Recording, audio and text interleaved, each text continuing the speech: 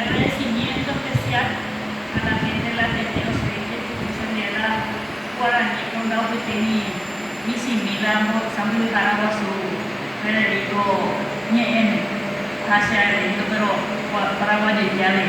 así que OPTN más de nivel. Bueno, en realidad está acompañando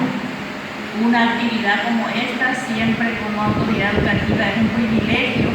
y por sobre todo llevar adelante con Ñaneñete, Guaraní, Yaguarajá, Tenonde, y importante trein entre Oveda Permaná, especialmente para nosotros que somos paraguayos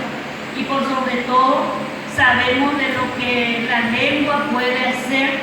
dentro de nuestro quehacer, tanto en la escuela como también dentro de nuestra cultura paraguaya. Entonces, antes que nada, felicito a las autoridades del nivel central, a las autoridades locales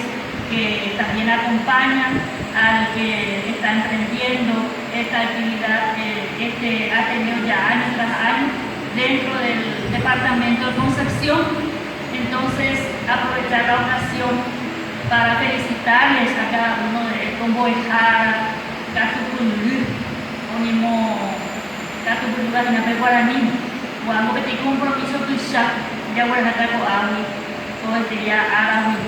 Catu Hawaii, Saña Mumbai, de Peña de Guaraní,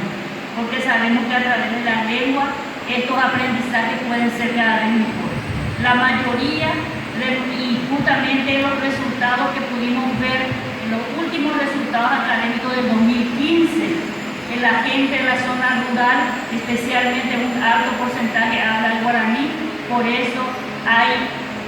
mayor cantidad de aprobados en la lengua materna que es el guaraní, que es lo que hace a que estos aprendizajes realmente sean más efectivos.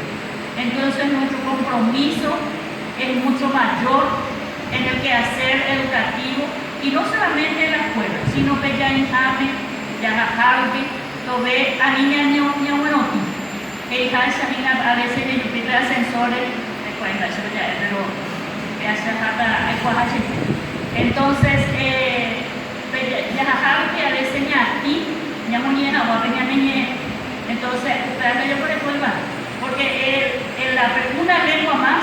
es mucho más cultura. Entonces, creo que ustedes tienen la didáctica, tienen la formación y es ahora muy oportuno alentarles y desde la coordinación departamental siempre estoy abierta a recibirles, ya que y hoy la cargo